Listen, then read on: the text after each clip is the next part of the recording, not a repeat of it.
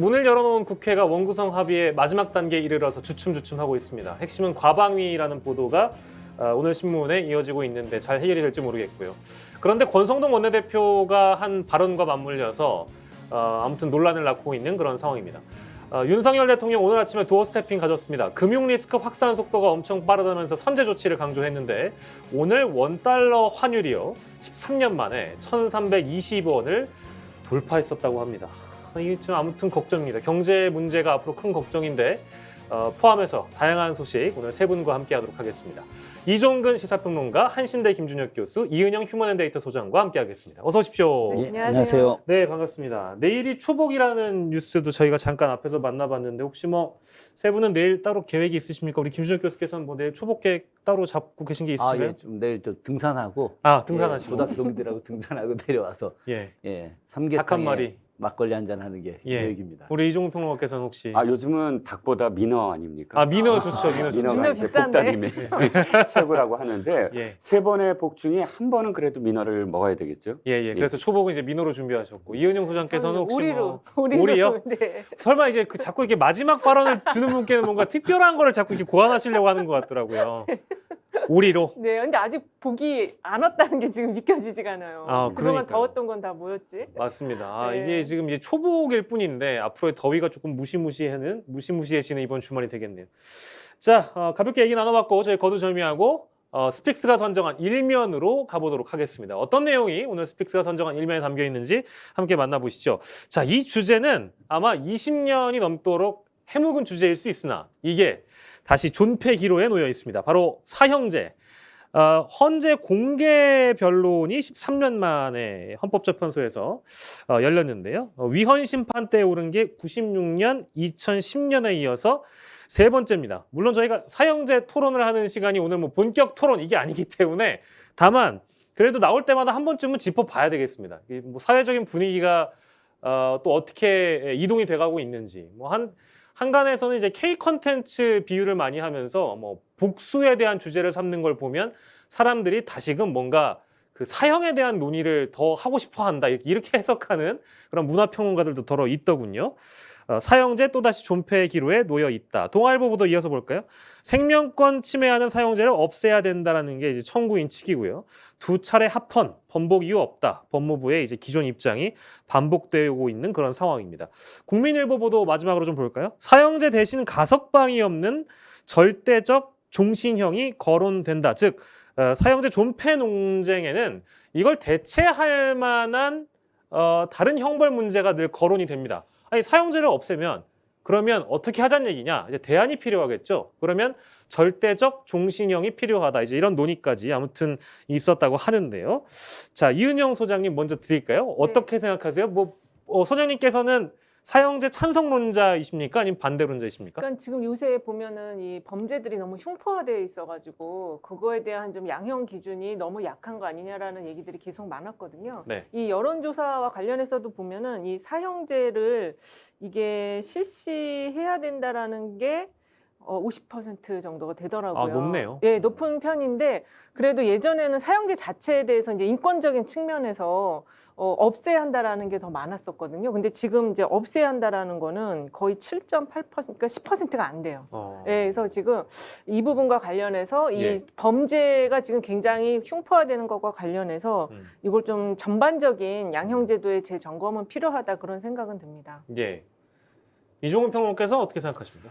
일단 뭐 제 생각보다 이게 네. 어떻게 될 거냐를 예. 먼저 말씀을 드려보면 예. 두 가지 방향일 것 같아요. 하나는 각하될 가능성도 높다. 왜냐하면 청구인이 무기징역으로 확정됐거든요. 그러니까 이 헌법소원이라는 게 개인이 이 법률이라든지 혹은 기관으로부터 받은 침해에 대해서 헌법에 그 헌법에 위배되느냐를 묻는 것인데 네네네. 개인이 예를 들어서 사형 선고를 받은 사람이라면 사형 선고에 대해서 위헌을 이제 청구하는 어떤 자격이 되지만 현재 이 청구인은 무기징역으로 대법에서 확정됐기 때문에 그 사안을 놓고 개인으로 따지면 당신이 그런 어떤 자격이 아니다라고 각하될 가능성이 하나 있고요. 네. 근데 그럼에도 불구하고 이 사안 자체가 이 청구인의 만의 문제가 아니기 때문에 지금 네. 사형이 형이 미집행된 사형수가 아직도 우리나라에 굉장히 많기 때문에 예.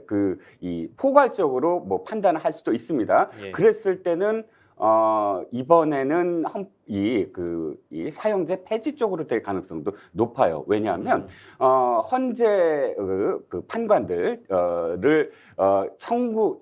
청문회를 할 때 예. 언제나 물어보는 게 있거든요. 아. 사형제에 대해서 어떻게 예. 생각하느냐. 네네네네. 그런데 거기에 대해서 지금 9명 중에 5명이 사형제 폐지를 긍정적으로 답했어요. 청문회 때. 그래서 5대4 정도로 이번에는 폐지 쪽으로 갈 가능성이 있어 보입니다. 예. 하지만 저도 지금 소장님 말씀처럼 법 감정이 우선이냐. 예, 예. 그러니까 국민들도 그런 것 같아요. 음. 일단 인권을 생각하면 이건 폐지돼야 되는 게 맞는 거 아니냐? 그런데 실제로 이런 이름들 예를 들어서 우리 그 유영철, 강호순, 오원춘 이런 사람들의 이름을 떠올리면 아니야 존속하는 게 맞아. 이렇게 사실 감정이 왔다 갔다 하거든요. 그래서 물론 이제 국민 법 감정이 지금 어떤 방향으로 흐르느냐에 따라서 판단을 하겠지만 어쨌든 청문 결과만 놓고 예. 봤을 때 폐지도 지금 전망할 수 있다라는 겁니다. 알겠습니다. 이종근 평론가께서는 의견을 주셨고 김준혁 교수께서는 뭐 이제 개인의 의견과 더불어서 아까 저희가 이제 절대적 종신형 거론된다고 하면서 대안에 대한 얘기도 잠깐 했잖아요. 김준혁 교수께서 생각하시기에는 그러면 혹시 뭐 대안 같은 것도 고민을 해보신 적이 있으신지 궁금하기도 하고요. 아니 또 갑자기 저한테 다른 걸 물어보고 싶어가지고. 예. 아닙니다. 하여튼 예. 저는 개인적으로 네. 절대적 아주 종신형 제도 이것이 더 합리적일 수 있다라고 좀 사형제보다. 생각을 합니다. 예. 사실은 이제 법이라고 하는 것이 한자를 좀 풀이하면 물숫자변에 갈 거잖아요. 네네. 그러니까 이제 물처럼 이제 흘러가는 건데 그것은 곧 그 백성들의 마음을 이야기하는 건데 원래 이 법이 생기기 이전에 예였거든요. 이게 원래 이제 법이라고 하는 말 전에 이제 동양 역사에서 최초의 법전이 주례인데 주나라 사람들은 이제 서로 예의를 다해서 이렇게 행동을 하면은 네. 굳이 법이 필요 없다 이런 네. 생각을 많이 했었거든요. 예, 예. 결국은 이제 그런 예가 이제 통하지 않다 보니까 결국 이제 법이 만들어지게 되는 것인데 네네. 우리가 꿈꾸는 사회라고 하는 것은 그래도 아직 이상적인 게 좀 존재하지 않습니까? 네네. 그렇기 때문에 저는 아직도 예가 충실한 사회가 이루어지면 좋겠다 그런 측면에서 네네. 대안적으로 사람을 이렇게 죽이는 것보다는 그 사람을 교화하고 그 속에서 또 새롭게 탄생하게 만들어내는 그런 일들을 하려면은 사형제도보다는 이제 종신제로 이렇게 하게 하는 것이 훨씬 더 합리적이지 않을까 하는 생각을 합니다. 역사 전문가이시기도 하니까 이제 지금 뭐 댓글 중에는 사형제 존치해야 된다. 김준혁 교수님 조선 시대에는 항상 사형제가 있었지 않나요? 뭐 이제 이런 질문도 있는데. 조선시대 사형제 있었죠. 뭐 혹시 예. 뭐 그 왕들에 따라서는 우리도 이제 인권을 중시해야 되니까 사형제 없애자 뭐 이런 왕도 있었습니까 혹시? 뭐 그런 것보다 이제 제가 전공하는 이제 정도 같은 경우 그렇게 이야기했죠. 예. 나는 판결문을 볼 때 네. 항상 경전돼야 됐다. 그래서 경전처럼 판결문을 읽으면서 네. 관찰사들이 사형 건의를 올린 부분에 대해서 철저하게 꼼꼼하게 읽고 그래서 내가 살린 사람이 예. 150명이 넘었다. 이렇게 이야기를 했는데요. 결국은 이제 얼마나 합리적으로 그 사건을 바라보고 잘 판단을 하느냐. 네. 그런 부분들이 사람을 거꾸로 살릴 수 있는 길이지 무조건 뭐 야 죽여 사형 내려 뭐 이런 것들은 당시에도 아니었었습니다. 네. 짧게 예, 덧붙이면 말씀하십시오. 그 지금 작년에 대선 때 올해였죠. 네, 올해 네. 대선 때 홍준표 후보가 그러니까 지난번 경선 때 사형제 부활을 얘기해갖고 사실 젊은 층에 조금 많이 환영을 받았었어요. 왜냐면 이제 지금 말씀하신 것처럼 특히 이제 성범죄 관련한 거에 대해서는 좀 20, 30대들 굉장히 민감하거든요. 예. 근데 이제 그게 지금 이제 논의가 되고 있는데 미국 같은 경우도 이 사형제와 관련해서 폐지해야 된다라는 주장이 지금 아까 우리나라 한 50% 정도 수준에 또 거의 비슷해요. 예. 그래서 좀 아직은 이게 이제 이거를 갖다 범죄가 흉포화 되더라도 이제 인권적인 측면으로 좀 더 법적인 거를 더 많이 생각을 하는 것 같습니다. 예, 그렇군요. 사형제 아무튼 뭐 존치 폐지 공개 변론이 있었다고 하니 이제 이 부분에 대해서 잠깐 저희가 논의를 해봤고요.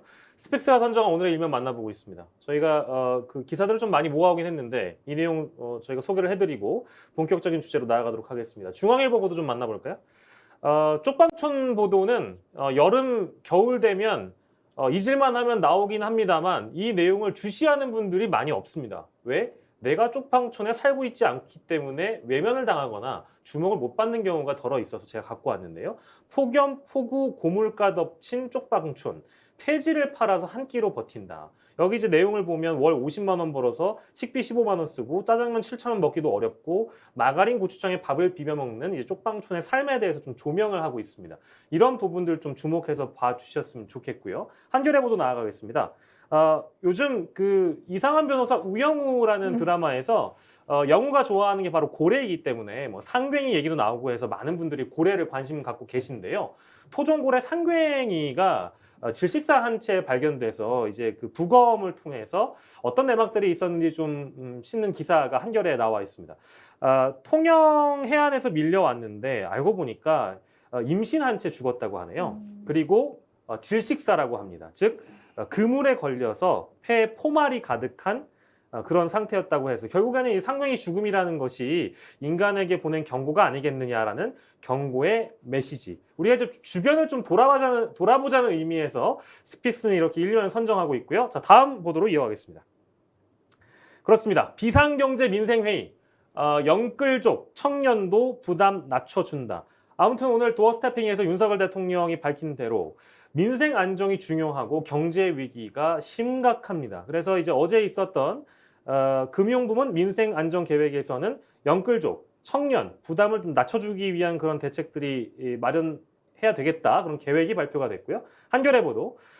청년 이자를 30에서 50% 감면한다. 저금리 갈아타기 지원도 더불어서 하겠다면서 서민금융통합지원센터에서 이제 시민들과 이야기를 나누고 있는 윤 대통령의 모습 보여주고 있습니다. 여러 가지 뭐 이제 정치 현안들이나 이슈들이 있습니다만 어쨌든 윤석열 대통령 입장에서는 이제 경제에 달라진 모습을 좀 보여주고자 하는 그런 의지로 읽히는데요. 이종훈 평론가께서 어떤 평가를 주시겠습니까? 지금 아주 급한 문제들이죠. 왜냐하면 영끌 B2 이 가계 대출에 대한 어떤 부담이 어마어마하게 늘어나고 있고요. 네. 현재 우리나라에서도 빅스텝이 아니라 거의 뭐 자이언트 스텝을 해야 되는 거 아니냐. 즉 금리를 보통 0.25 베이비 스텝에서 0.5 빅 스텝에서 아예 1% 정도로 높여야 되는 거 아니냐. 왜냐하면 미국이 6월 달에는 미국이 이 FOMC가 열리는데 우리나라가 6월 달에 예. 금통위가 열리지 않아요. 그래서 한 번 기회가 저쪽에 더 있었거든요. 근데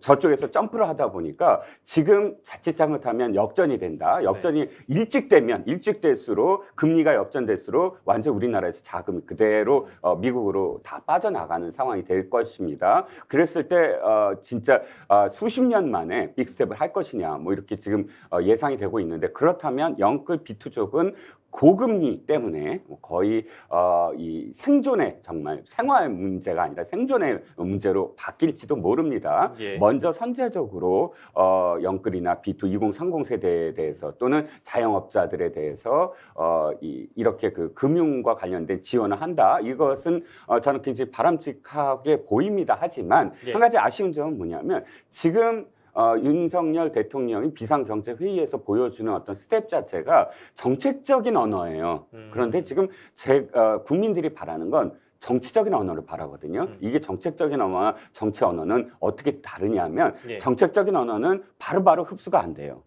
그러니까 이것이 어떻게 될 것인가에 대한 전망 이런 것들이 바로바로 떠오르지 않아요. 정치 언어는 광고 카피와 같아서 예, 예. 집약적으로 우리가 지금 어떤 것을 급박하게 하고 있고 앞으로 어떻게 할 것이다 이렇게 언어가 바뀌거든요. 그렇게 바뀌면 경제 심리라는 것을 자극할 수가 있고 일단 경제 심리에 영향을 미칠 수가 있어요. 시장에 영향을 미칠 수가 있고 그것이 정치적인 태도 또 표현 또 이런 것들이 종합적으로 보여야 되는데 그렇게까지 긴박하게 절박하게 보이지 않는다는 거예요.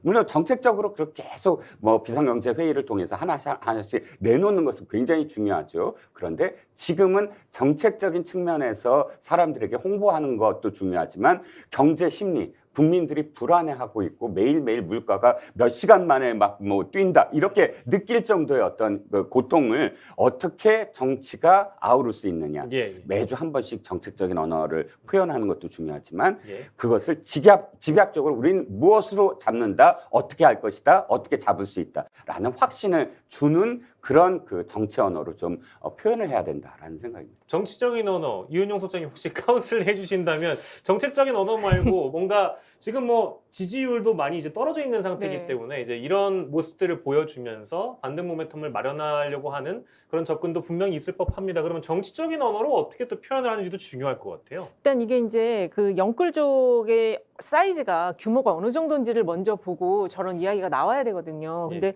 사실 저희가 볼 때 영끌족이 저희 부동산 전문가분들과 이렇게 추계해봤을 때 한 3만 안쪽이다라는 지적을 하신 적이 있는데, 근데 저희들이 이게 추정한 것이기 때문에 정부가 정확한 통계 가지고 이게 얼마나 되는지를 봐야지.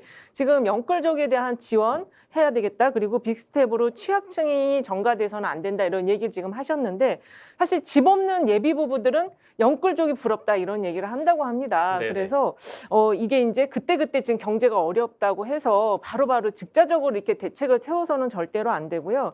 지금 아까 좀 전에 이제 그 쪽방촌 얘기도 보여주셨는데 예. 지금 폭염 같은 게 이제 이 저소득층에게는 상당히 위협적인 요소가 되고 있거든요. 그래서 이런 좀 우리가 예상하지 못했던 부분에 대한 지원책도 좀 더 폭넓게 만들어야 되고, 그러기 위해서는 빨리 이제 원 구성을 빨리 이제 마무리 짓고 국회를 활성화를 시켜야 된다. 지금 민주당에서는 대중교통 그 소액 자유 이용권 뭐 이런 것도 지금 지원을 하려고 한다고 하니까 예. 이 특정 계층에 대한 어떤 그 이렇게 감면을 하는 것보다는 그 부자 감세를 하지 마시고, 예. 그리고 이렇게 분야별로 뭐 폭염이라든지 대중교통 이런 쪽에다가 지원을 좀 촘촘하게 하는 게 더 필요하지 않을까 이런 생각을 해봅니다. 네, 약간의 그 호흡을 좀 가다듬었던 김준혁 교수님께서는 저는 뭐 아까 그 나왔던 대로 예. 그 영끌족뿐만이 아니라 네. 전체적인 측면에서 좀 파격적인 민생경제 정책이 좀 들어가야 된다고 좀 생각을 합니다. 저는 그 윤석열 대통령이 지지율을 올리는 가장 높은 방법은 결국 이제 민생 회복과 관련된 내용 아니겠습니까? 네. 그러니까 그 영끌족뿐만이 아니라 좀 정부가 취할 수 있는 모든 계층과 대상들을 대상으로 해서 민주당하고 좀 상의를 해서, 야당하고 상의를 해서 뭐 대중교통 이용하게 되면 50%뭐 감면을 하게 하는 뭐 카드를 이렇게 발행하게 한다던가, 아니면 대출과 관련해서 좀 뭐 당분간 같은 경우는 뭐 대출 이자를 갖다가 좀 낮춰서 합리적으로 풀어주게 한다던가, 이런 식의 역할들을 한다면은 저는 이 정부가 굉장히 다시 회복될 가능성이 좀 높겠다 하는 생각을 하고요. 철저하게 좀 정치적인 그런 대립 구도가 아니라 민생 중심으로 가는 방법을 찾는 것이 더 중요하다고 생각을 합니다. 네, 경제 행보를 늘려가는 거는 당연히 국민들 입장에서 반가울 수밖에 없는 그런 상황인데, 정치적인 표현도 필요하고 이제 계층에 대한 지원, 감면 어떤 방식으로 할 것인지 좀 다각적으로 검토가 필요한 시점이면은 분명한 것 같습니다. 자, 본격적인 주제로 이제 나아가 볼 텐데요. 국회는 지금 어떤 상황인지 국회를 돌아보도록 하겠습니다. 경향신문의 사진을 좀 볼까요? 원내대표의 모습, 권성동 국민의힘, 이 얘기 꼭 해드려야죠. 국민의힘 대표 직무대행 겸 원내대표이시고요. 박홍근 원내대표의 모습. 비공개로 협상을 했는데 뭐 끝이 그리 좋지는 않았던 것 같습니다. 왜 안 좋았는지 만나보시죠. 여야 원구성 최대 난관 사개특위를 합의했는데 이제 과방위가 막판 관건이 된다. 이게 왜 그런 걸까? 방송 지배구조 개선 법안 등 주도권을 쥐려고 과방위장 쟁탈전을 벌이고 있다. 결국 양당이 행안위와 과방위를 나눠 가지면서 오늘 타결될 전망이라는 얘기가 나오고 있고요. 경북메일의 보도도 이어가 볼게요. 다음 보도도 역시 위원 6명씩, 위원장은 야당목, 사개특위는 합의가 됐는데 행안과 과방 중 하나가 민주당이 선택을 해야 되는 몫으로 남고요. 영남일보 보도 볼까요? 이런 일종의 그 해프닝도 있었습니다. 그 권성동 원내대표가 YTN이었나요? 방송에서 일부 내용을 공개하는 바람에 언론 플레이로 신뢰가 무너졌다 해서 협상 중단 선언을 했던 그런 해프닝도 있었는데, 오늘 또 어떻게 풀려나갈지. 근데 과방위가 관건이라고 하는 이유는 결국에는 그 언론에 대한 문제, 또 방송에 대한 문제가 남아있기 때문인데요. 어쨌든 여기까지 합의한 것도 저는 그나마 좀 다행이라는 생각이 들기도 하는데, 김준혁 교수께서는 어떻게 평가하십니까? 참 심각하다고 좀 생각을 합니다. 뭐 우리 언론에서 다 나와 있겠지만 김진표 국회의장이 이제 처음으로다가 여야 그 원내대표를 이제 함께 하면서 서로 뭐 인사도 하고 또 네. 원구성과 관련된 내용을 이야기할 때 비공개 회의였는데 바깥에서 기자들이니까 막 고성이 뭐 올라갔다는 거 아니겠습니까? 네. 사실은 이거는 그 이미 첫 번째 상견례 자리는 아무리 그렇다 하더라도 서로 고성을 지르거나 싸우지 않는 법인데 지금은 그 철저하게 자기들 이익 중심으로 국민들보다는 오히려 당의 어떤 이익 중심으로다가 서로 전쟁을 하려고 하다 보니까 이런 안 좋은 일들이 생겼는데요. 저는 기본적으로 지금 그 이 사개특위를 합의한 내용들도 완전한 합의가 이루어졌다고 보여지지도 않고 있고요. 잠정 합의긴 합니다. 예, 그렇죠.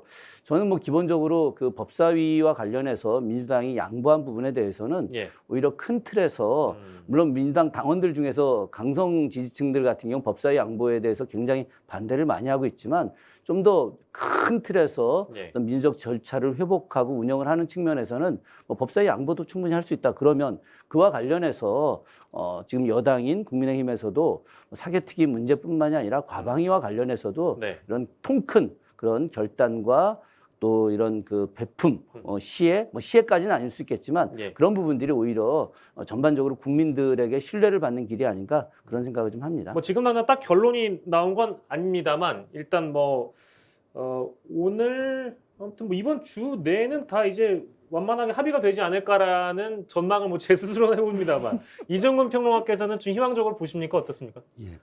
제가 이제 정치부 기사하면서 예, 예. 그 깨달은 게 있습니다. 예. 여야가 충돌을 할 때 예. 고성이 나오고 예. 문을 박차면 예. 저건 합의가 곧 이루어질 거다라는 조짐이라는 거예요. 아, 그렇습니까? 조짐이라는 거예요. 아, 그렇습니까? 왜 그러냐면 예. 이게 첨예화된 진영 간의 논리일수록 사실 여야 대표들은 상대를 설득하기보다 자신의 지지자 또는 자신의 의원들을 설득해야 돼요. 예, 예. 그러면 여기까지 너 어떻게 이렇게 양보했어? 이 소리가 나오거든요. 예, 예. 이거 타협이고 밀실 합의지 예, 예. 또는 야합이지. 예, 예. 이렇게 나올 겁니다. 양쪽 지지자들과 또는 예. 돌아와서 국회의원들한테 소속 국회의원들한테 욕 먹거든요. 의층에서. 예, 예. 그랬을 때 가장 먼저 하는 게 고함이에요. 그리고 박차고 나옵니다. 네네. 특히 이제 예산과 관련돼서 여야 예, 원내대표 뭐 예. 소회의 뭐 예, 예. 3대3 뭐 이럴 때 예. 실제로 진짜 박차고 나와요. 늘. 그리고 바로 다음이나 다음 날 예. 합의가 됩니다. 그만큼 내가 이렇게까지 지금 예. 부딪히고 있다라는 거 보여주는 것이거든요. 예, 예. 아니나 다를까 첫 번째 그런 미팅에서 고함이 나오고 이틀 만에 지금 딱 이 얘기가 나오기 시작해요. 예. 바로 사개특위 네. 합의했다. 네. 사개특위가 가장 힘든 부분이잖아요. 음. 그럼 사개특위 합의했다라고 도리어 더 불리하게 생각할 권선도 원내대표가 왜냐하면 위원장은 민주당이 줬기 때문에 예. 욕을 먹어야 돼요. 자기는 예. 어차피. 근데 그러면서 자기가 먼저 얘기하면서 과방위를 얘기했다. 저는 이제 결론적으로 말씀드리면 어느 정도 큰 합의가 다 이루어졌구나라는 생각이에요. 네. 사개특위가 가장 난관이었으니까 행안위와 과방위는 사실상 두 번째 문제였어요. 첫 번째 문제가 해결됐으면 예. 그러면 지금 과방위와 행안위가 왜 문제가 되느냐? 당연히 그 민주당에서는 언론개혁과 그다음에 검찰개혁 이게 지금 남아있다고들 주장을 하고 있었잖아요. 그럼 예. 검찰개혁은 사개특위로 넘어갔으니까 이제 언론개혁이다라고 해서 과방위는 붙잡고 있어야 지금 그 지지자들을 설득할 수 있다라는 것이고 현재 어떤 보도에서의 그 행간을 읽으면 예. 아마도 지금 권성동 원내대표는 그러면 행안위는 주라. 예. 행안위는 그러니까 행안위가 또 지금 검찰국 문제라든지 또는 그 이상민 예. 장관이 또 그 대통령과 굉장히 복심이다. 이런 이야기 때문에 민주당이 또 공격을 하고 싶어하는 상임위이니까 어쨌든 행안위를 지키냐 과방위를 지키냐 했을 때 어느 쪽이든 지키겠다. 그런데 과방위를 꼭 고집한다면 행안위를 지킨다라는 선에서 예. 마무리될 전망으로 보입니다. 예, 알겠습니다. 근데 이제 이 원구성 합의를 아무튼 옥신각신하는 과정에서 논란이 되고 있는 사안이 하나 있어서 이 내용 좀 살펴보려고 그래요. 다음 주제로 넘어갈 텐데 기자들 입장에서는 살짝 불쾌할 수 있는 이제 그런 질문일 겁니다. 민주노총이지? 라는 이제 주제인데 경향신문 보시죠.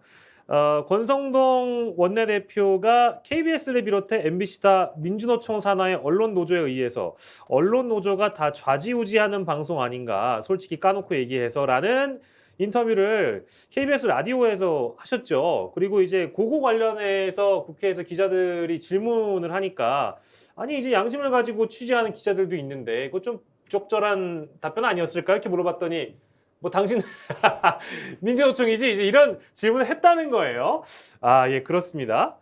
이런 부분들은 기자들이 굉장히 민감하게 생각하는 부분인데 권 원내대표가 저는 사실 좀 용감했다 이렇게 보입니다만 이은영 소장께서 어떻게 보셨습니까? 저는 지금 용감한 게 아니고 시대착오적인 지금 발상을 지금 하고 계시고 예. 지금 이 행안위하고 과방위가 갑자기 부각된 게 일단은 그 이 대통령의 낮은 지지율에 대한 그 판단을 지금 잘못하고 있는 걸 보여주고 있는 거예요. 그러니까는 이게 언론이 장악이 안 돼가지고 이 대통령 지지율이 낮아진 거다라는 인식을 지금 하고 있는 것 같거든요. 그러다 네. 보니까 갑자기 그 KBS, MBC가 민주노총 소속이고 그것 때문에 계속 그 현 정부를 비판해서 대통령 지지율이 낮아진 것이다. 이런 인식의 흐름을 지금 보여주는 발언이 아닌가 이런 생각이 들고 굉장히 저거 문제가 아주 큰 발언입니다. 다음 주에 저 네. 발언 때문에 네. 지지율이 더 반등하지 못하고 꺾이지 않을까, 더 내려가지 않을까 걱정되고요. 예. 저 발언을 권성동 그 원내대표 및 직무대행이 할 때 지금 배현진 의원, 배현진 그 수석 그 최고위원이죠. 예, 예. 배현진 의원도 문정부의 그 문제, 그러니까 지금 현 정부의 지지율 하락이 문정부의 그 부채 폭탄 때문이다. 그래서 전 정부에게 그 책임을 돌리는 발언을 같이 했어요. 그래서 지금 그 여당에 상당히 그 책임 있는 의원님들이 너무 지금 막말을 함부로 하신다. 예. 이 더운 날에 지금 완전히 불에다 기름 붓는 발언들을 지금 하고 계시는 것 같습니다. 예, 뭐 이제 지지도가 어떤지는 오늘 갤럽 조사는 저희가 준비해놨는데 잠시 뒤에 만나보도록 하고요. 동아일보 기사 이어가겠습니다. 아까 이종근 평론가께서 언급해주신 대로 과방위 쟁탈전 이게 어떻게 될 것인가? 이제 그 언론 노조가 방송을 좌우한다. 뭐 언론 장악을 저지하겠다라는 입장을 이제 현 야당이 보여주고 있는 것이고요. 한겨레는 조금 더 강하게 비판을 했습니다. 황당하다. 공영방송 민주노총이 좌우한다. 권성동의 황당한 언론관이라고 얘기를 하면서 공동 취재 사진을 보면 상임위 국민의힘 몫을 이제 권성동 원내대표가 적은 걸 굳이 또 저렇게 캡처를 해서 올려놨네요. 방송 장악할 수도 방법도 없어라는 이제 언급을 하긴 했는데 이게 사실은 그 뭔가 좀 배치가 되는 발언이기도 합니다. 이제 앞서서 얘기했던 그런 민주노총 산하에 있는 민주노총이 있는 방송국들은 뭐 사장 아래 뭐 좀 쉽지 않다 뭐 이런 발언들이 그 이제 기자들 입장에서 굉장히 민감한 발언일 수밖에 없기 때문에 김준혁 교수께서는 어떻게 보셨습니까? 전 사실 좀 저 이야기 듣고 아이고 좀 큰일이구나. 네. 권성동 의원이 지금 뭐 국민의힘의 당대표 권한 대행 겸 또 네. 원내대표 아니겠습니까? 그렇다고 치면은 실질적으로 국정운영자의 한 명이라고 보여져요. 근데 이분이 이런 다양한 생각들을 합리적으로 포용하는 생각이 아니라 선악의 이분법적 구도를 갖고 있는 거 아니냐. 지금 민주노총은 무조건 악의 개념으로 좀 접근을 하고 있는 거예요. 그러니까 야, 니들 다 이 악마들이야. 뭐 이런 생각을 갖고 있는 건데 이렇게 되면 정치할 수 없는 거죠. 네. 정치는 정말 어떠한 분들하고도 어떠한 사상을 갖고 있는 사람들하고도 그 대화하고 의견을 듣고 그 사람들과 함께 연대해서 풀어나가는 것이 합리적인 정치인데 지금 그 방송과 관련해서 KBS, MBC가 민주노총이 좌지우지한다. 너 민주노총이지. 민주노총은 악이기 때문에 당신들은 아니다. 실제로 KBS 같은 경우가 그 민주노총이 장악했느냐? 그렇지 않아요.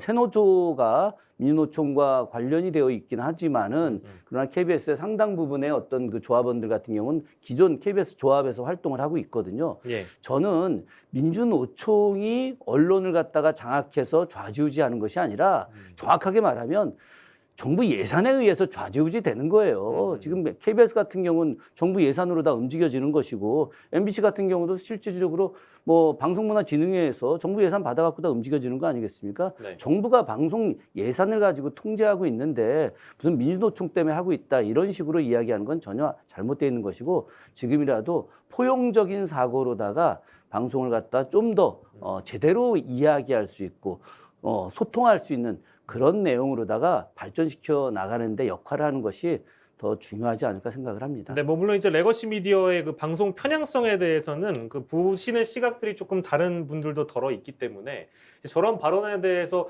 뭐 물론 이제 발언이 조금 급진적인 측면도 있고 기자들 입장에서는 굉장히 좀 뭐 기분 나쁜 발언일 수도 있는데 그 방송의 편향성을 또 다른 주제로 하나 이제 결부를 시키자면 뭐 저런 발언이 나온 배경도 분명히 있을 것이다라고 생각하는 분도 덜어 있을 법합니다.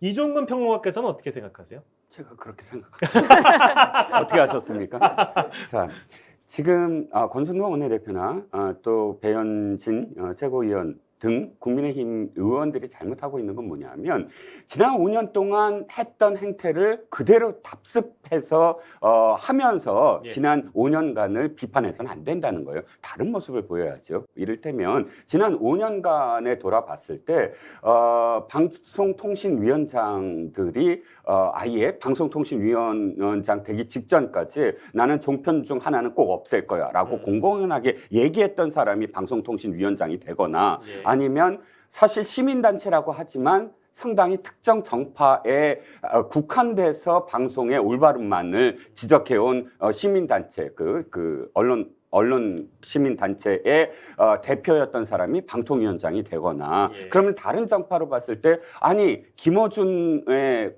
이 뉴스공장이라는 프로그램에 대해서는 그렇게 수많은 사실 징계감이 있는데도 불구하고 나머지 보수라고 표현되는 종편만 계속 공격을 하느냐 이런 식의 이야기가 굉장히 많아왔었거든요. 네. 그런데 문제는 이겁니다. 저는 뭐 정치적인 얘기 말고 네. 실제로 OTT의 세상이에요. 네. 안 그렇습니까? 지금 네. 뭐 넷플릭스라든지 혹은 쿠팡 플레이라든지 최근에 지금 축구 경기 굉장히 크게 했죠. 네. 그러니까 토트넘이 와서 우리나라 네. K리그화 했습니다.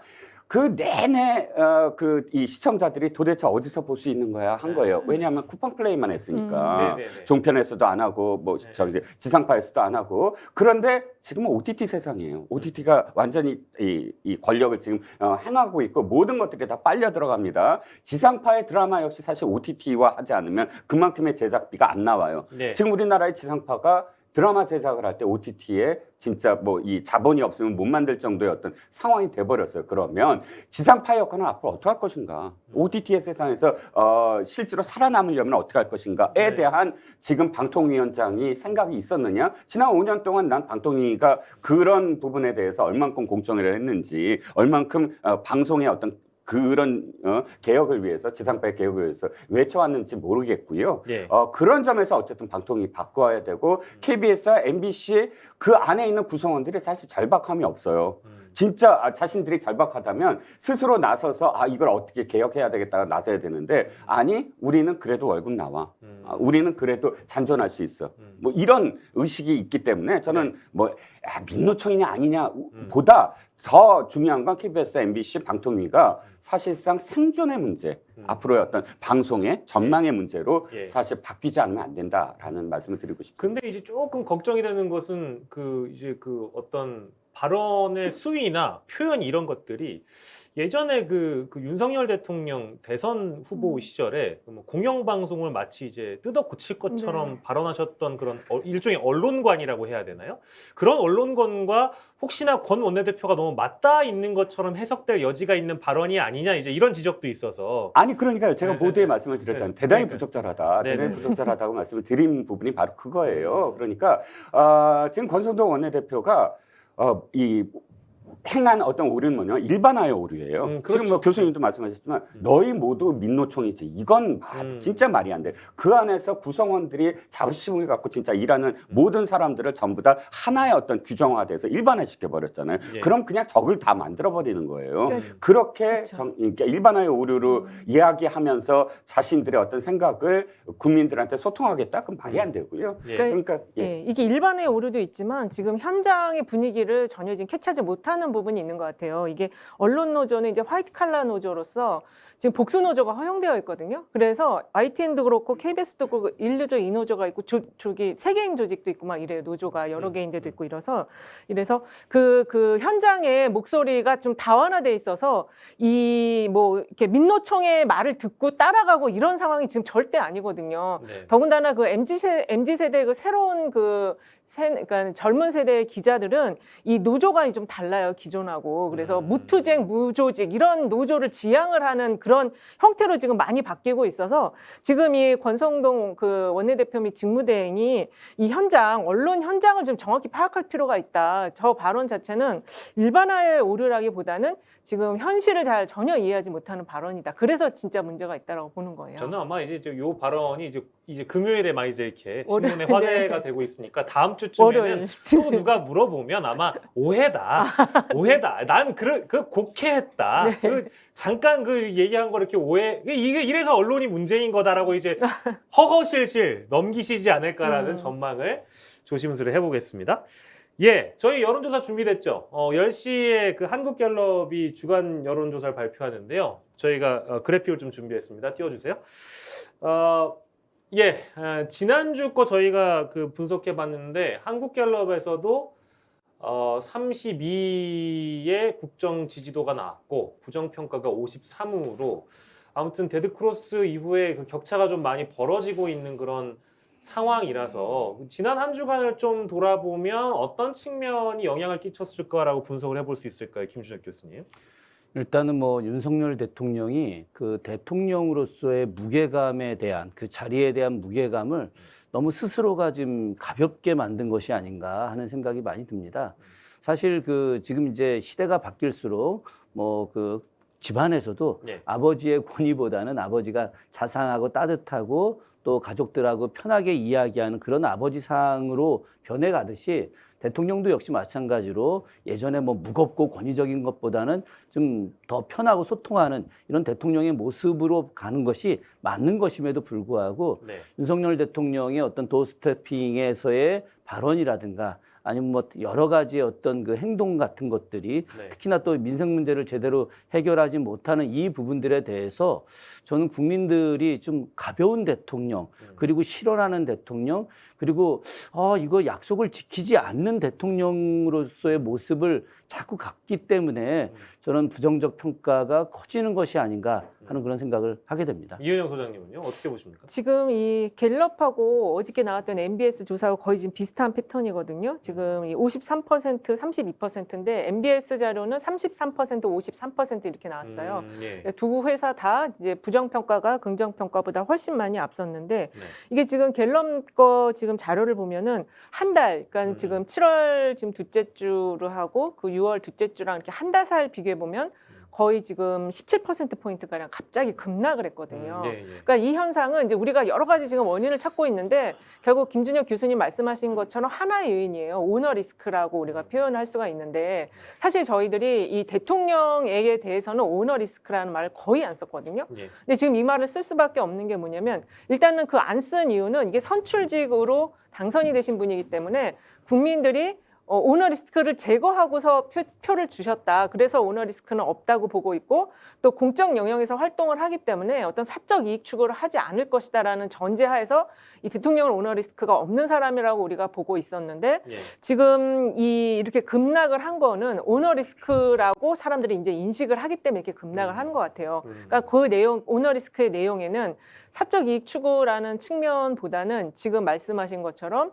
이 국정 전반에 대한 이해도가 떨어지고 예, 좀 예. 자질이 부족한 것이 아니냐. 우리가 지난 대선 때 그런 부분을 충분히 감안하고 윤석열이라는 후보를 대통령으로 만들어줬는데 우리가 생각했던 것보다 훨씬 더 지금 떨어지는 거라는 판단을 하시기 때문에 이렇게 갑자기 급락한 것이 아닌가 저는 그렇게 보고 있고 이렇기 때문에 지금 심각하다.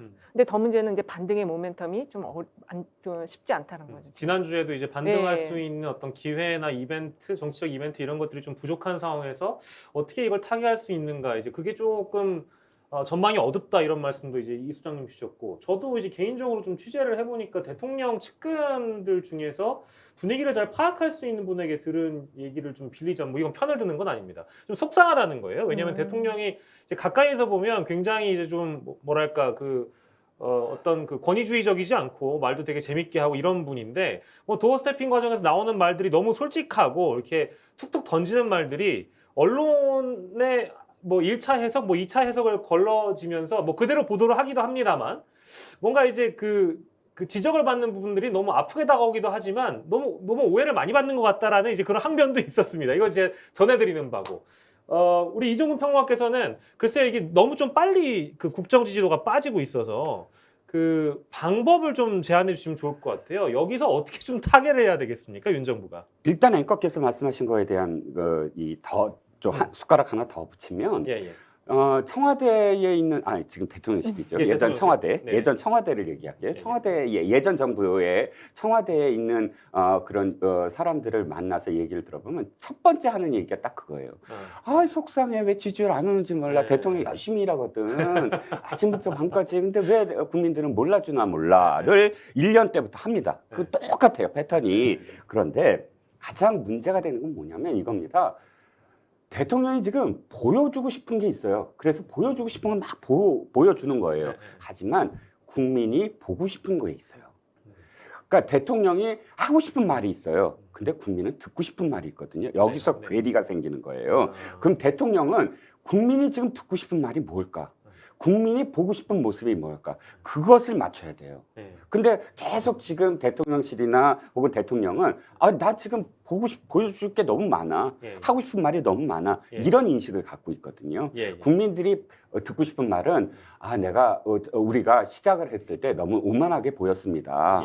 겸손하게 더 겸손하게 지금의 어떤 상황에 대해서 대처하겠습니다. 라는 걸 듣고 싶었어요. 그러니까 그 표현이 다르더라도 그런 어떤 상황들에서 아니야, 나는 잘하고 있어 라는 식으로 밀어붙였다면 이게 지금 하고 싶은 것과 듣고 싶은 이게 괴리가 있는 거잖아요. 그 괴리를 지금 속상하다라는 표현이 왜 잘못됐는가를 지금 말씀을 드린 거고요. 자, 중요한 건 인사 문제, 또 김건희 씨 문제 굉장히 많이 나오잖아요. 이것들은 사실 다 이유가 될 수 없어요. 제가 보기에 우리가 한식집 가면 한식집 반찬들 많잖아요. 이 반찬 맛이 없어, 이 반찬 맛이 없어 하는 거예요. 중요한 건 이 한식집에 왜 안 가냐면 그것들은 각각 맛이 없는 것도 이유가 되지만 진짜 메인 디쉬가 있거든요. 메인 디쉬가 맛이 없어요. 궁중전골이라든지 아니면 실제로 불고기라든지 이 메인 디쉬가 없어요. 없어요? 아직 안 나온 거예요. 아직 맛을 국민들이 본 게 아니라 메인 디쉬가 없어요. 아직 안 나온 거예요. 자, 대통령 집권기, 그러니까 창업기에 무엇인가 이 정부를 상징할 수 있는 큰 아젠다가 나왔어야 돼요. 예를 들자면 너무 극단적인 예지만 YS 김영삼 대통령은 11일 만에 취임식 후 11일 만에 합참 의장 불러서 육참 총장 불러서 잘라버렸어요. 그리고 며칠 후에 하나회 척결이 나옵니다. 그리고 금융실명제 나오고 개혁이 밀어붙였어요. 개혁 계속. 자, 김대중 대통령을 예를 들까요? IMF를 승계받았어요. 그런데 아예 그 다음부터는 그 비상경제회의, 7인 회의라고 그래서 전임 정부의 마지막 이 경제 수장들과 새 정부의 경제 팀들이 함께 모여서 이 난국을 어떻게 헤쳐할 건가 해갖고 계속 우리 난국을 어떻게 헤쳐나가겠습니다로 사실은 의제를 설정해 버렸어요. 그리고 그걸 극복하는 모습을 쫙 보여주면서 처음에 그 아젠다를 설정을 했거든요. 그런데 윤 대통령이 지금 아까 정치적 언어랑 마찬가지지만 110개 국정 과제를 얘기했는데 기억나시는 거 없죠? 그러네요. 그러니까 딱 그중에 선택과 집중, 무엇인가를 내가 이건 완수하겠습니다. 저희 정부는 어떤 정부입니다. 무엇인가를 앞으로 지켜보시면 뭐가 바뀝니다. 라고 한마디로 딱 집약해서 얘기를 하고 그걸 드라이브를 거는 모습을 보여줬어야 됐는데 지금은 모든 게 다 공무원식 마인드. 다 이거 하고 있습니다. 저거 하고 있습니다. 계속 잡다하게 나열식이에요.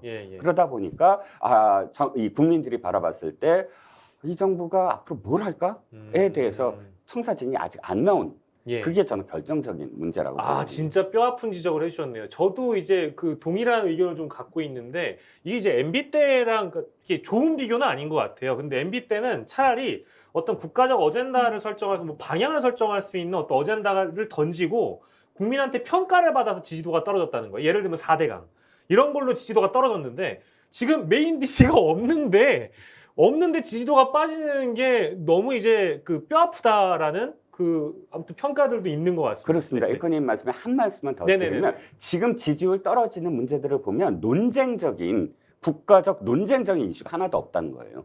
차라리 4대강 갖고 예를 들어서 문제를 하든지 광우병 뭐 어쨌든 소고기 수입이니까 소고기 수입이 오르냐 그르냐에 대한 문제로 예를 들어서 논쟁하든지 예. 국가적 어젠다로 양 진영이 논쟁을 벌이면서 지지율이 떨어진다는 건 사실 의제니까 예. 그건 가능해요. 그리고 거기에 대해서 잘잘못과 방향을 얘기할 수 있지만 인사 문제라든지 뭐 그 대통령 부인 문제라 이건 논쟁적 부분이 아니거든요. 예. 너무 당연히 챙겨야 될 부분들이고 그렇죠. 잘 정상적으로 굴러가야 되는 부분인데 그렇죠. 이런 부분들이 약간 이제 균열이 생기면서 지지도가 빠졌다는 얘기예요. 그러니까 일단은 지금 대통령실과 이게 방향성은 잡은 것 같아요. 그래서 이제 그 빅스텝과 관련해서 취약층에게 그게 넘어가면 안 된다. 빅스텝에 대한 어떤 그 여러 가지 문제들이 취약층에게까지 가면 안 된다라는 고통이 전가되면 안 된다라고 말을 했는데 그러면서 이제 영끌족에게 뭐 이제 세금과 관련한 뭐 그 혜택을 주자 이렇게 나온 거잖아요 대책이. 근데 거기에 대해서 신혼부부, 집 없는 신혼부부들이 바로 즉각 반발을 했거든요. 나는 영끌족이 부럽다. 집도 있고 정부의 또 도움도 받고 이게 뭐냐. 네. 그러니까 지금 이 우리 사회가 굉장히 다원화돼 있는데 그거에 대한 이해가 지금 계속 부족한 거예요. 아까 그 언론 노조에 대한 인식도 그렇고 지금 참모들까지 그런 인식이거든요. 그래서 이게 과연 이게 단기적으로 지금 말씀하신 것처럼 메인 디시가 나올 수 있을까? 물론 경제로 나오겠는데 그거를 국민과 소통할 수 있는 현실을 잘 파악한 그런 메시지가 나올 수 있을까? 그게 별로 나올 수가 없기 때문에 도어스텝 등을 당분간 좀 중단해야 된다. 그 말씀을 또 드렸어요. 저도 네. 잠깐 뭐 한 말씀 더 드리면 전 지금 굉장히 답답해요. 왜 답답하냐면은 지금 그 윤석열 정부에서 추진하고 있는 경제정책 혹은 뭐 비상경제 대책회의 뭐 이런 내용들이 거의 대부분이 그 MB 때 했었던 정책에 대한 재연판이에요. 왜 그러냐면 그 구성원들 자체가 MB 때 핵심 멤버들이 다시 또 들어온 부분들이 좀 많이 있지 않습니까? 그런데 MB 때 그 이명박 대통령 시절에 했던 그 경제 정책들이 대부분 많이 실패한 정책들이거든요. 근데 이 실패한 정책들을 다시 또 이렇게 풀어내려고 하는 이제 그런 생각들을 갖고 추진을 하다 보면은 이건 안 된다는 거죠. 지금 우리나라 국민들의 어떤 수준이 전 세계에서 가장 높은 정치의식과 경제의식 이런 부분들을 갖고 있어요. 그런데 어제 아침에 갑자기 우리나라가 전 세계에서 파산 국가 50개 국가 안에 들어갈 수 있다라고 하는 이런 내용들 들으면서 야, 우리 국민들이 야, 이거 정부가 바뀐 지 2달밖에 안 됐는데 이런 세계적인 잘못된 인식들이 나올 수 있느냐. 이거 심각하다. 그렇기 때문에 저는 지금 그 대통령이 해야 될 가장 중요한 것은 이런 뭐 여야 정쟁부터 시작해서 과거사 들춰내서 뭘 하려고 하는 것이 아니라 지금 그 야당의 어떤 경제 전문가들 조금 전에 우리 이종근 대표님 굉장히 또 중요한 말씀 많이 하셨는데 이런 그 여러 그 사람들 다 전문가들 다 모아가지고 함께 진짜 비상경제 대책회의를 하는 것이 민생을 회복하는 길이 바로 이 지지율도 높이고 국가 운영 안정시키는 길이다라고 말씀드릴 수 있겠습니다. 오늘 저희 그 국정지지도 그 분석은 메인 DC는 아니었는데 이거 가지고 1시간도 할 수 있을 것 같아요. 자, 근데 정당 지지도 아까 잠깐 나왔는데 보여주세요. 이른바 2주 전에는 그 여론조사 전문가들이 전문용어로 저희한테 이제 알려주신 건데 트리플 다운이라고 해서 정당 지지도, 그러니까 양당 지지도와 그 대통령의 지지도가 다 빠지는 그런 상황이었는데 지금 집권 여당의 지지도가 상대적으로 많이 빠짐과 동시에 더불어민주당이 반사 이익을 얻는 건지 모르겠습니다만 지난주에 이어서 더불어민주당은 조금씩 올라가고 있는 그런 상황이고요. 여당은 지금 4%가 한국갤럽 조사에서는 또 빠져 있네요. 뭐 지금 댓글로 보면 최근 이준석을 내친 게 가장 큰 하락 원인이다. 뭐 이제 이런 댓글도 있는 것 같습니다. 이은영 소장께서는 어떤 평가 주시겠어요? 네, 이준석 대표 요인도 있지만 지금 근본적으로는 이 여당 지도부가 이제 지금 싸움을 하고 있잖아요. 투쟁을 하고 있기 때문에 네. 그것이 좋게 안 보이는 게 저기에 지지율에 다 반영이 되고 있는 거고 민주당은 사실 반사 이익이라기보다는 현재 우상호 비대위 체제가 굉장히 안정적으로 잘 이끌어가고 있고 이재명 지금 의원도 이제 당대표 출마 선언을 하는데 일단 그거를 출마 선언하기 전에 정지 작업을 지금 일단 직접 찾아다니면서 하고 있거든요. 그러니까 그런 것들이 오히려 지금 분란이 더 크게 날 때는 민주당이었는데 그게 지금 잘 봉합이 되고 있기 때문에 반등의 지금 지지율이 나오고 있는 것이다. 근데 지금 여당은 그 윤핵관들이 지금 굉장히 서로 이제 지금 갈등 상황에 들어가 있잖아요. 그걸 다 국민이 안다는 거죠. 예. 국민의힘 상황 어떻게 보십니까? 그 이종훈 평론가께서는 지금 4%가 빠져 있고 사실 지지난주에 비해 또 빠진 거거든요. 네. 계속 빠지고 있네요. 정당 지지율이 45, 50을 간 적이 거의 없죠. 일방적 으로 우리나라에서 양당 체제에서 그렇다면 최근 들어서 계속 올랐던 국민의힘의 이 정점이 저는 40대 초반이었다고 봐요. 그러면 내려갈 길이죠. 네. 더 이상 오를 수는 없는 거거든요. 정당 지지율이. 예. 그러면 이제 내려가는 건 저는 정상이다. 어떤 의미에서는 물론 요인이 사실 굉장히 안 좋은 부정적인 어떤 요인으로 내려가기 때문에 그건 좀 문제가 있지만 예. 그리고 더불어민주당이 생각보다 너무 많이 빠져 있었어요. 그래서 오르는 것도 너무 당연한 어떤 상황입니다. 이제 안으로 들여다보면 민주당은 더 늘어날 수밖에 없어요. 전대를 하니까. 예, 예. 전당대회 치르고 사실 정당의 꽃이 전당대회 아닙니까? 예. 그럼 전당대회를 통해서 안정되는 어떤 모습 그리고 전당대회가 끝나면 바로 대여 투쟁으로 들어갈 겁니다. 그래서 일사불란하게 움직이니까 예. 그 다음부터의 어떤 지지율은 이제 탄탄하게 더 올라갈 가능성이 높고요. 예. 국민의힘은 포인트는 이겁니다. 국민의힘의 지지율과 대통령의 지지율이 얼만큼 차이가 나느냐에 따라서 다 이 국민의힘의 내부 투쟁의 결과가 나와요. 그러니까 그 방향. 지금은 대통령 지지율이 훨씬 더 낮으니까 지금 주류 측 그러니까 대통령을 포함하는 그러니까 대통령을 뒷받침해야 된다는 목소리가 점점 힘을 잃을 가능성도 있어요. 예. 그러면 지지율은 더 떨어질 겁니다. 왜냐하면 더 투쟁이 되니까 예. 일사불란하게 어떤 의제를 설정해야만 예. 그리고 조용히 대통령을 뒷받침해야지만 집권 여당은 오를 수 있는 거거든요. 예. 그런데 현재의 상황 대통령의 지지율이 당 지지율보다 너무 많이 빠져 있는 상황에서 주류 쪽의 목소리가 지금 먹힐 것이냐. 예. 애를 감안한다면 예. 국민의힘은 더 떨어질 가능성이 더 높다는 거죠. 그 예. 정당 지지율이요. 잘하면 50%도 가요. 이게 40%가 맥스가 아니에요. 예. 그래서 잘 해야 된다. 음. 네. 너무 흥미롭다고 많은 분들께서 편성을 더 늘려달라는 목소리는 저만의 생각인가요, 김정은 PD? 다음부터 좀 늘려주세요. 저희 이거 뭐 지금 메인 DC를 절반밖에 못 다뤘는데. 자, 국민의힘 얘기를 했어요. 원래 준비했던 주제로 다시 돌아가 보면 다음 주제는 바로 이겁니다. 사이가 나쁘다고 하지만 우리 사이 나쁘지 않아요. 왜? 우리 형 성동이 형이니까 그렇습니다. 권성동, 장제원 영원한 동생 난 사심 없어. 불화설 진화. 장제원 의원 조기 전당대회 지지한다. 지금 그 마스크 위로 눈웃음 살짝 보이잖아요. 장제원, 권성동은 영원한 형제. 뿌리는 하나, 투쟁할 거 없다. 뭐 이제 이런 분위기예요. 자, 서울신문 권성동도 한 번 동생은 영원한 동생. 장제원과 오늘 회동을 갔습니다. 근데 심지어 어떤 보도로는 동아일보도 보여주세요. 오늘 같이 점심 식사 일정도 공개하고 우리는 한 뿌리다. 막 이런 모습 보여주고 있어요. 왜 이제 아무래도 주변에서 많이 불안들해 하시니까 권력을 줬는데 집권 여당이 됐는데 지금 얼마 되지도 않아가지고 니네끼리 이러면 되겠냐 이제 이런 여론이 있다 보니 이제 이런 모습을 보여주는 것 같아요. 하지만 세계일보는 이게 약간 다른 시각인 것 같습니다. 서로 안일하지만 사그라들지 않는 불화설.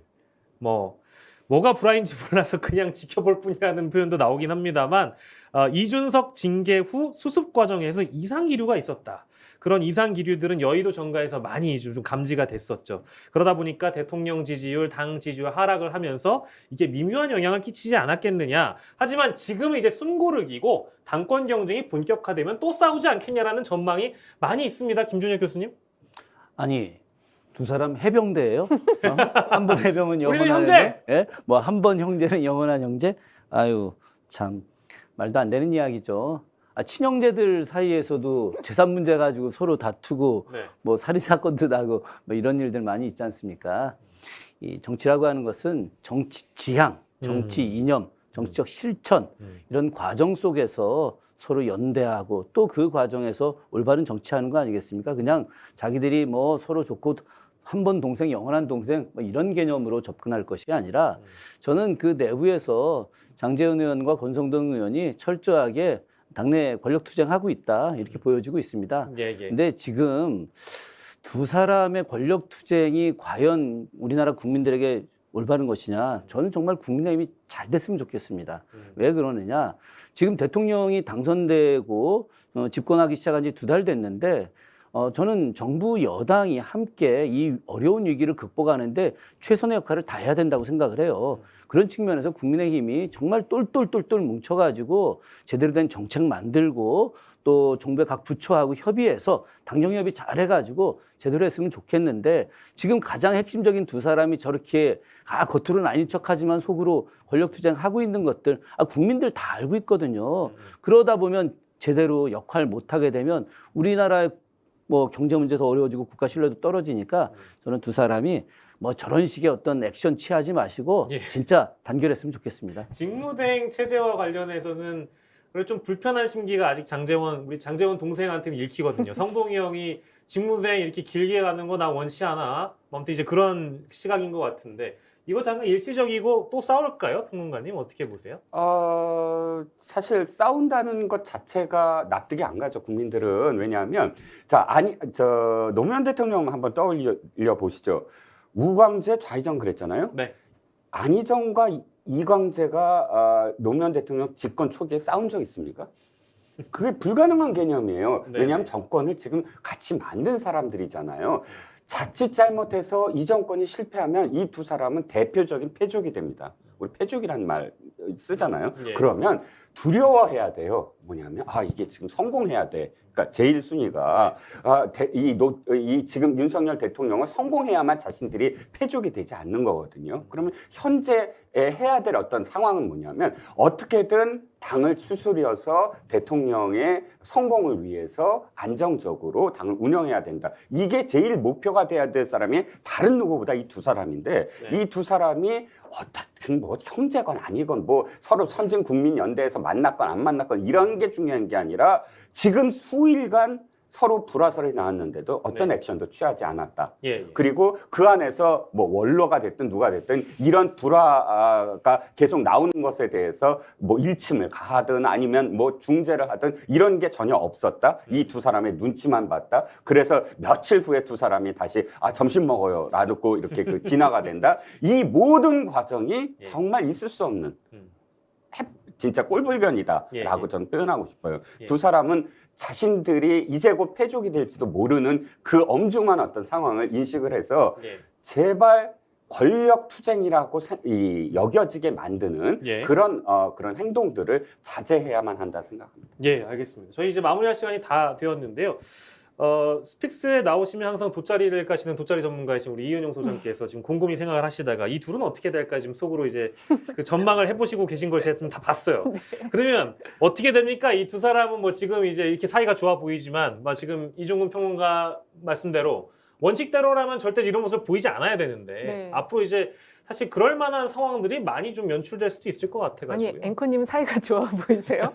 지금 저 단어를 쓴 게 벌써 달라요. 인식 차이가 드러나고 있어요. 네. 권성동 원내대표는 이 형동생 수직 개념을 썼고요. 장제원 의원은 뿌리라는 수평적 개념을 썼어요. 이미 인식 차이가 있는 거고. 저기에도 좀 그게 담겨 있는 있습니다. 거군요. 그리고 그 대통령과 오찬을 한 사람이 권성동 그렇죠. 원내대표는 했지만 재원 동생 못 갔죠. 네, 못 갔는데 본인이 안 간 거라고 해서 지금 힘은 장제원 의원이 더 세다 이렇게 말하는 사람도 있거든요. 예. 더군다나 그 산악회 23대 버스 가지고 1,100명이 지금 가갖고 막 난리를 쳤잖아요. 예. 그러니까 저기는 지금 막 뭔가 달려갈 준비를 하면서 하고 있는데 그걸 권성동 원내대표가 계속 막고 있는 이제 모양새이기 때문에 저 둘의 갈등은 계속될 수밖에 없고 좀 전에 그 평론가님께서 좌이정 우광재는 갈등이 없었다라고 하셨는데 그렇지 않아요. 그 둘은 없었을지 모르지만 임기 초에도 그 밑에 있는 이렇게 사람들끼리는 이렇게 서로 이렇게 약간의 신경전들은 있었거든요. 근데 지금 저 둘이 직접 부딪히고 있기 때문에 상당히 갈등 해결하기 어렵고 저거 해결할 사람은 대통령밖에 없다. 역시 윤심이죠. 네, 윤심밖에 없습니다. 예, 알겠습니다. 그러라고 권력 준 게 아닌데 아무튼 오늘 세 분의 말씀을 좀 잘 들어주셨으면 좋겠습니다. 오늘 스픽스 브리핑은 여기까지 하도록 하겠습니다.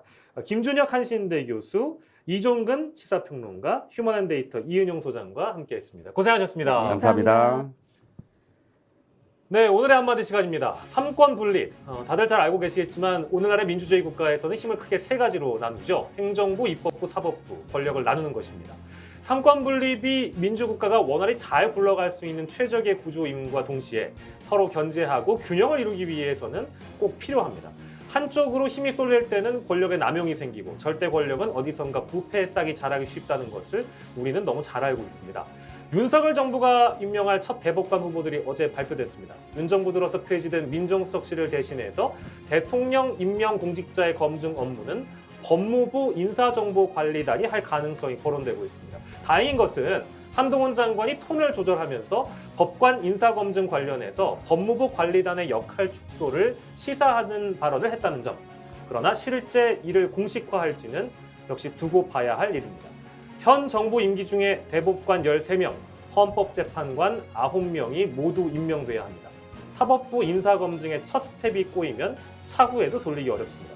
삼권 분립의 원칙이 훼손되지 않게끔 관리단의 업무 범위와 방향을 빠른 시일 내에 구체화해서 공표해 주길 바랍니다. 오늘의 한마디였습니다. 스픽스 브리핑을 마칩니다. 고맙습니다.